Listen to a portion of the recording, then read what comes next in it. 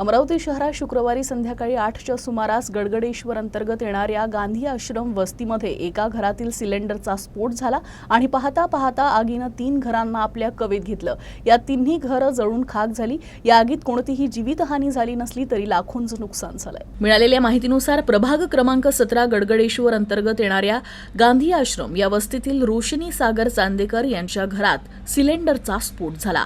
या स्फोटामुळे परिसरातील 3 घरांना आपल्या कवेत घेतलं आणि आग लागली। पाहता पाहता आगीनं रौद्र रूप धारण केलं। या आगीत घरातील साहित्यांची राख रांगोळी झाली। या आगीबाबत तात्काळ अग्निशमन दलाला सूचना देण्यात आली। अग्निशमन दलानं घटनास्थळी दाखल होत आग नियंत्रणात आणली। अग्निशमन दलाच्या तत्परतेमुळे घरातील कुठल्याच व्यक्तीला इजा झाली नाही।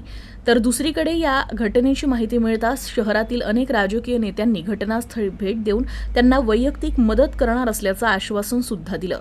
सुदैवानं या आगीत कोणतीही जीवितहानी झाली नाही।